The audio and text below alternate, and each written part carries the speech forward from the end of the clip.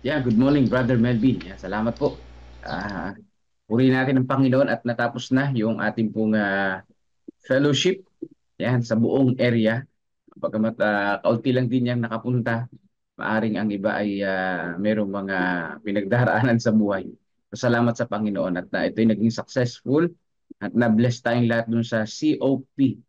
Ayan, na Combined Offering Plan, lecture ni Pastor Estabilio. So ngayon po ang pag-aaralan natin ngayong linggo, June 23, mabait at magalang na mga salita. So halos kawig lang ito kahapon na ating pag-aaral. So tayo po ay manalangin mga kapatid. Panginoong Diyos na siyang aming tagapagligtas, ang aming buhay ay nakadepende po sa inyo.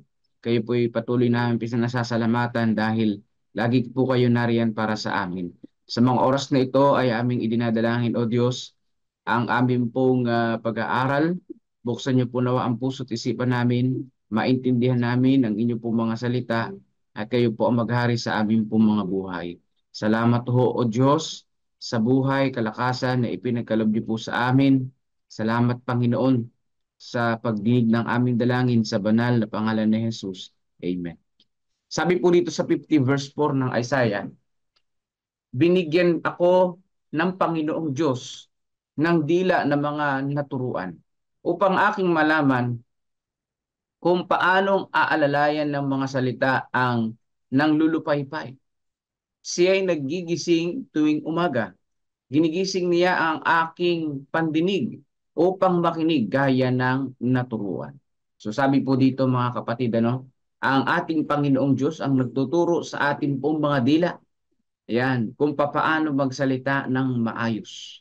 Dahil nga naman, sa salita pa lang nagsisimula ang away mga kapatid. Di ba? Kapag ka ay mainit ang isa at ginatungan mo pa, so lalo nang mag-aaway ang dalawang panig, di ba? Parang apo yun na ginatungan mo. So hindi maganda mga kapatid. Kaya kung gusto nating magkaroon ng tamang pananalita, ay magpapaturo tayo walang iba sa ating pong Panginoong Diyos. Sapagkat siya ang nakakaalam ng mga dapat nating sabihin sa bawat araw. Sabi dito, kung ano si Kristo sa naging buhay niya sa mundong ito, iyon ang dapat tularan ng bawat Kristiyano. Siya ang ating halimbawa, hindi lamang sa kanyang walang bahid na kadalisayan, kundi sa kanyang pagtitiis, kahinahunan, kagandahang loob ng disposisyon. Well, of course, mga kapatid, pinagpapasalamat din natin yung natapos nating pangangaral unang araw, kagabi. Yan. So, yung pong style ng ating pangangaral ay may kinalaman sa emosyon. So, sana pag-asa o solusyon, pag-asa sa kabila sa nakamamatay na emosyon. So, dito po mga kapatid ko, no, ang number one example natin at pag-asa natin ay walang iba kundi ang ating pong Panginoong Jesus. No, siya naging example natin sa pagiging mahinahon sa pagtitiis. Dahil nga naman kung hindi tayo maitiisin at hindi tayo mahinahon at yung kagandahang loob wala sa atin, ay talagang mahirap mga kapatid magtimpi. No, lahat ng gusto nating sabihin, sasabihin natin kahit na hindi appropriate. Siya ay matatag tulad ng isang bato. Kung ang katotohanan ay tungkulin ang tinutukoy, kundi nagbabago siya sa pagiging mabait at magalang. Ang kanyang buhay ay isang perpektong paglalarawan ng tunay na kagandahang loob. Ayan po mga kapatid. Sabi po dito mga kapatid ko, si Jesus Christ, yung kanya pong buhay ay isang perpektong buhay na yung lahat ng kabaitan nasa kanya. Yung lahat ng paggalang nasa ating Panginoong Hesus. Yung lahat ng klase ng kagandahang loob ay makikita sa ating pong tagapagligtas. Ang kanyang presensya ay nagdala ng mga mas dalisay na kapaligiran sa tahanan. At ang kanyang buhay ay parang libadura na gumagawa sa kalagitnaan ng mga elemento ng lipunan. Sabi po dito. So, ano po ang sinasabi dito mga kapatid? Presensya pa lang ng ating Panginoong Diyos ay talagang ito'y nakakapag-uplift. Presensya pa lang ng ating Panginoong Diyos nakakapagpalakas na ng pananampalataya ng bawat isa. Presensya pa lang ng ating Panginoong Diyos, mga kapatid, ay yung mga tao ay talagang namamangha sa kadalisayan ng ating tagapagligtas. Ay kamusta tayo, mga kapatid? Kamusta yung presensya natin sa mga tao? Baka pag nandun tayo, parang naiilang sila, parang silang hindi mapakali, at para bagang sila ay ang nahihirapan makitong sa mga tao. O baka yung presensya natin ay hindi blessing sa ibang mga tao. Nawa, mga kapatid, sa mga oras na ito, no, aayusin na natin yung ating pananalita. Nang sa ganun, presensya pa lang natin ay talagang makikita na yung kagalakan, yung pong Panginoong Hesus sa ating buhay. Hindi nakakapinsala at walang dungis. Lumakad siya sa gitna ng mga pabaya, mga bastos, mga hindi magalang, sa gitna ng mga di makatarungang maniningil, ng di matuwid na mga Samaritano, ng mga paganong kawal, ng mga magulong magsasaka, at ang magkahalong karamihan.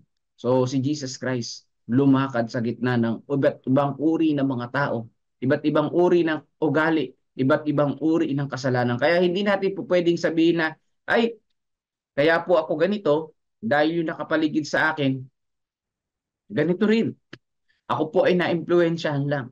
Well, dito sa ating pong devotional sa Makalangit na Dako, si Jesus Christ ay napapalibutan din ng mga tao na talagang hindi maganda yung ginagawa. Pero dito, hindi po siya naakay. Ibig sabihin, hindi siya na-impluensyahan, kundi siya yung nang-impluensya sa maraming mga tao para lumapit sa ating Panginoong Diyos. Lalo na yung maniningil ng buwis. Ano? Na-impluensya. Ito si Mateo. So tayo po, mga kapatid, yung presensya natin, maka-influence sa ibang mga tao at huwag tayong ma-impluensyahan. Tayong mga nag-proclaim, ibig sabihin tayong mga nagsabi, nangako, na tayo ay mananampalataya sa Panginoong Diyos. Kinakailangan na tayo yung mag-influence sa maraming mga tao na nakapaligid sa atin kaysa tayo yung ma-influensyahan. Sabi, napakahina naman natin kapag tayo yung na-influensyahan.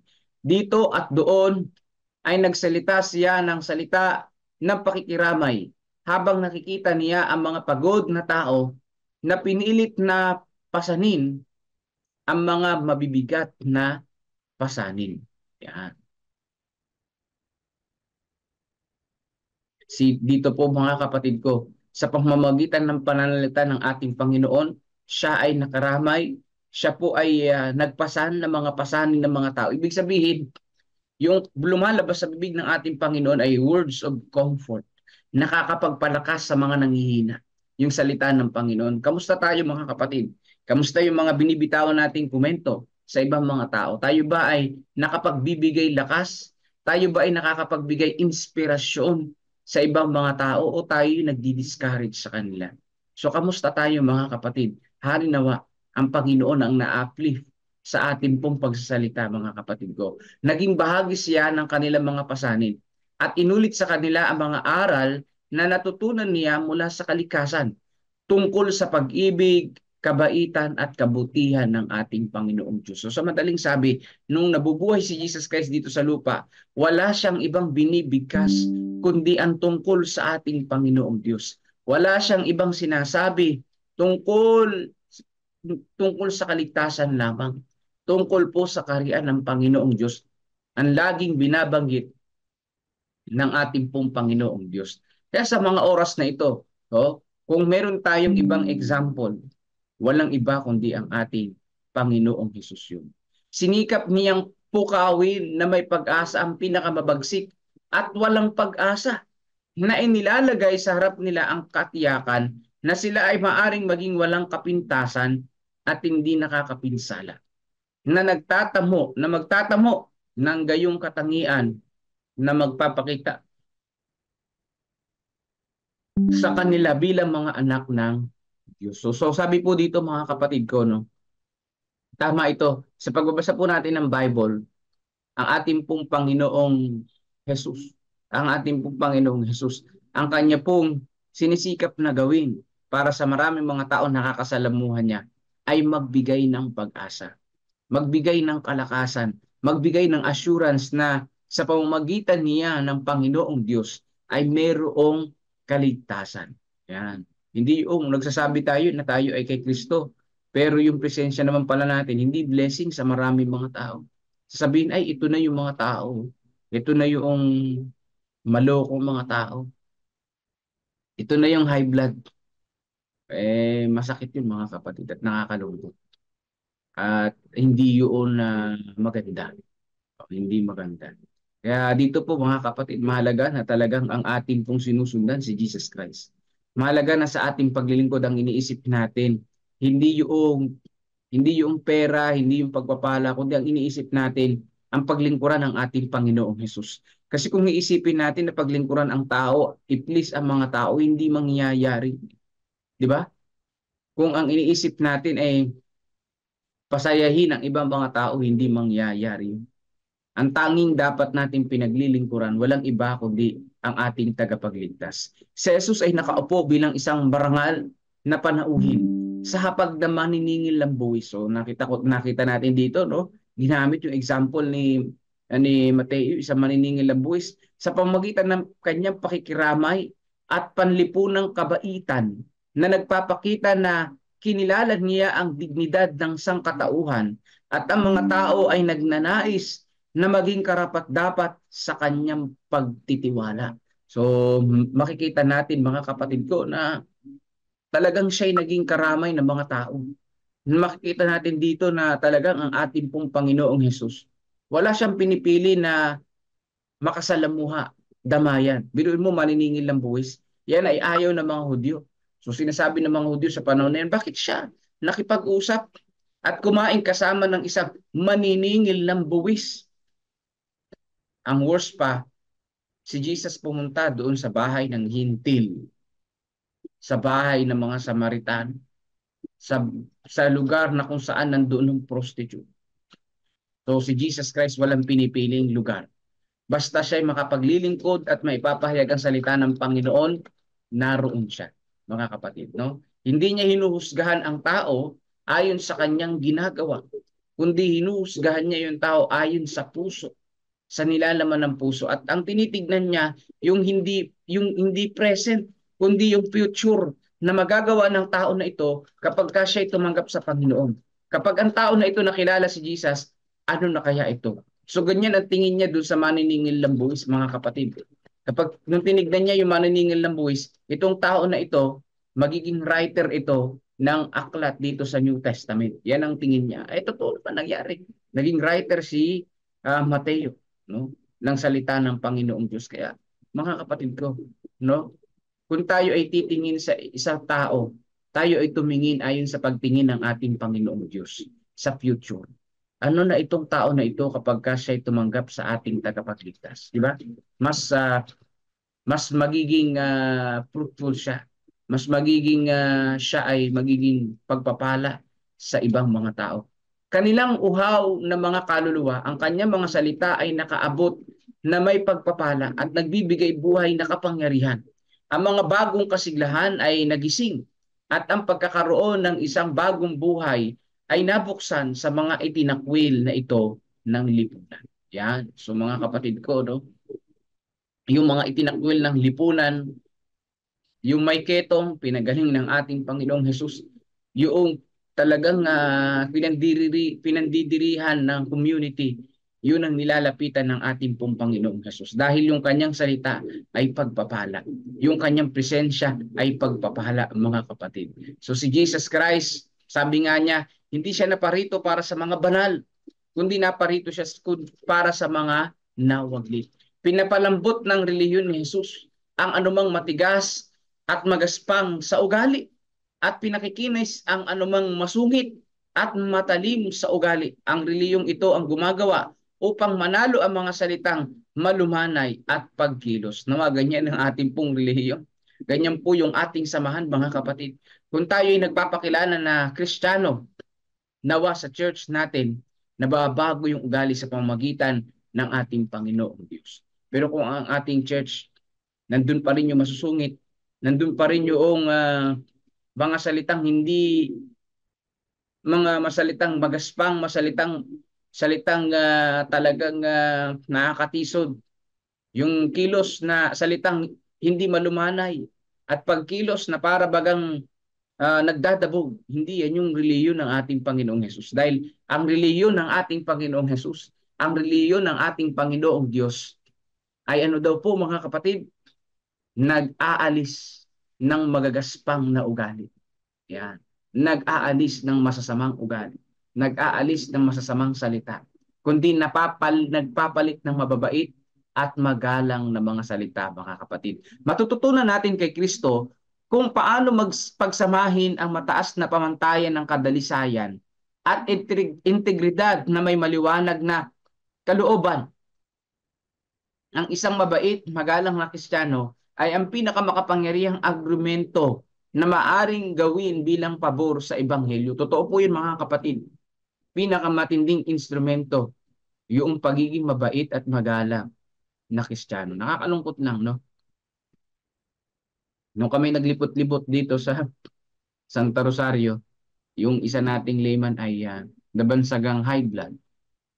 So, malungkot yun para sa part ng mga Adventist. Kaya pala umalis na, no? Isa na lang yung naging layman natin sa Santo Rosario. No? Kasi nabansagan siya ng mga tricycle driver na high blood. Yung pala ay nakipag-argue doon sa konsehal ng barangay. So, hindi maganda, mga kapatid. So, nakakapanglumo yun. Bilang isang pastor, nakakapanglumo. Bakit? Maglilingkod ka doon, kala mo okay naman na yung lahat. Yung pala ay, hindi. Pero ang Panginoon ang bahala, mga kapatid ko, no? Yung Panginoon ang bahala sa pangangaral doon.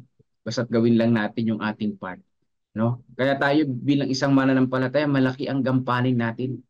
Maaring tayo yung makapagpasulong sa gawain o tayo yung mismo yung makasira.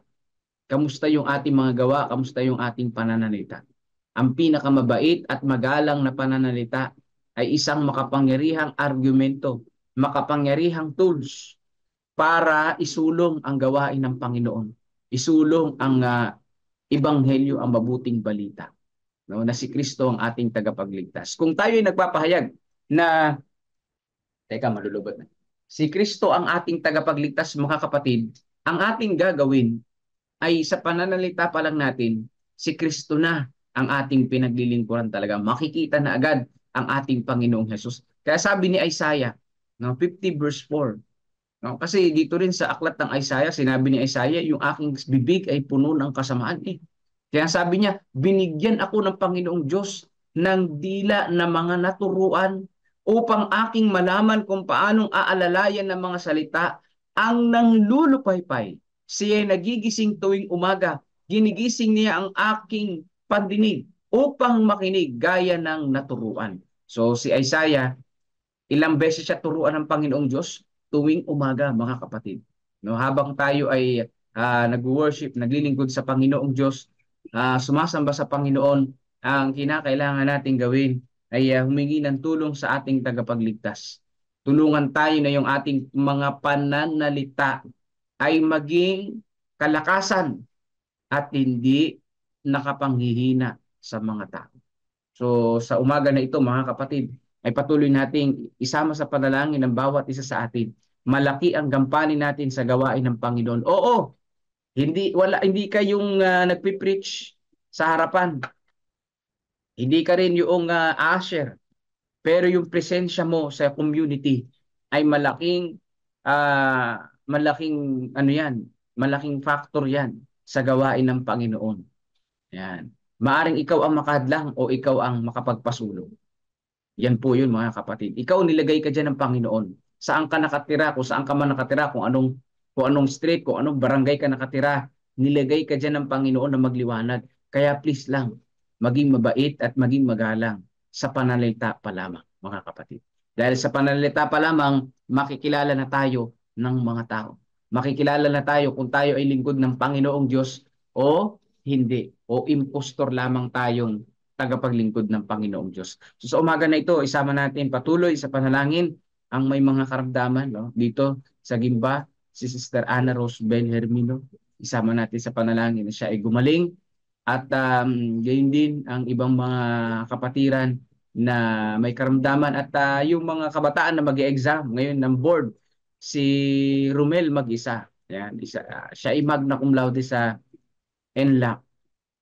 Siya ay nagpapa-pray request na isama natin siya sa panalangin na makapasa siya sa board exam ngayong September o October, ganyan.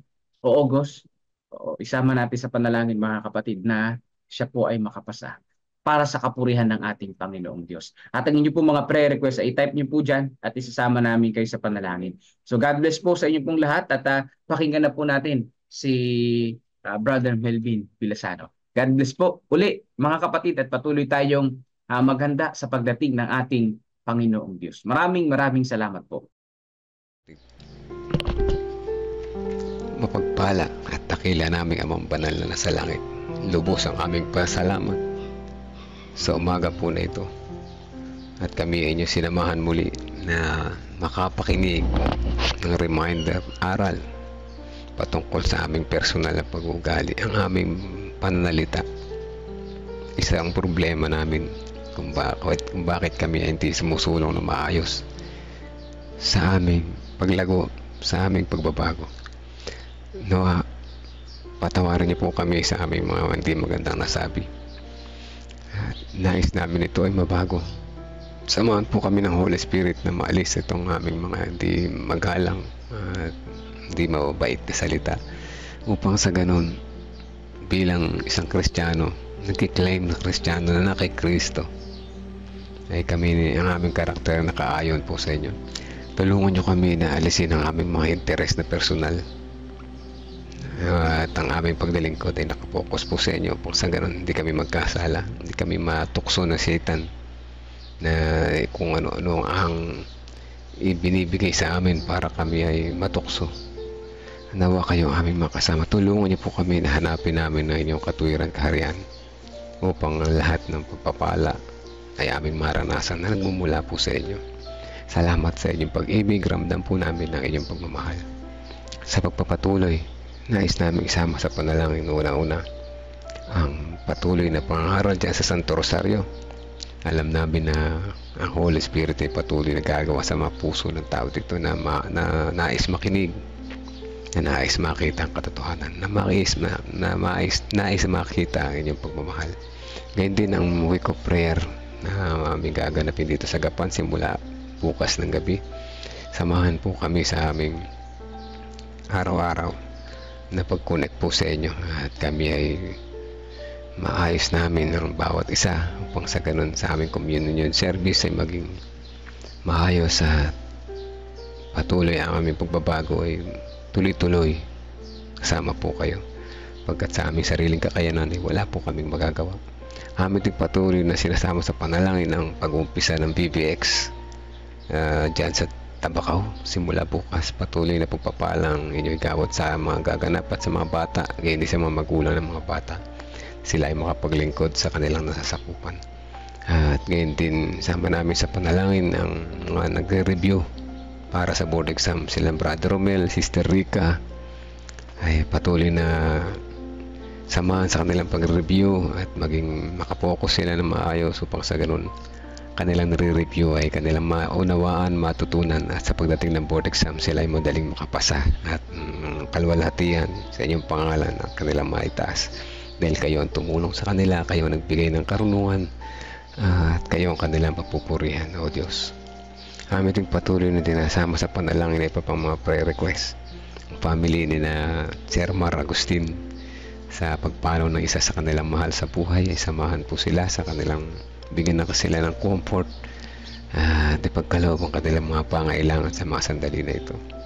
Amin din patuloy na sinasama sa panalangin ang iba pang mga prayer request ng kapatiran, si Ana Rose Berbin na siya nasa banig ng karamdaman, gayon din ang anak ni Brother Dandred, at patuloy ang aming panalangin para kay Sister Ana Rose Belhermino sa kanyang treatment na ginagawa at patapalakasin ang kanyang resistensya sa bawat umaga. At ang pasasalamat para kay Sister Miles na ako na siya ay magaling na. Salamat po sa inyong mapagpagaling na kamay at patuloy na kalakasan ng aming panalangin para sa kanya. At siya ay patuloy na makarecover ng mabilis at makabalik sa kanyang gawain kasama ng kanyang mahal sa buhay at kanyang mga kasamahan.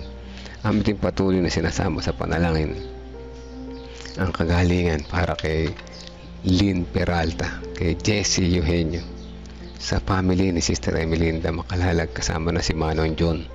Ay alam niya po ang anong status ng kanilang buhay, kalusugan sa mga sandali na ito. Patuloy namin sinasama sila sa panalangin.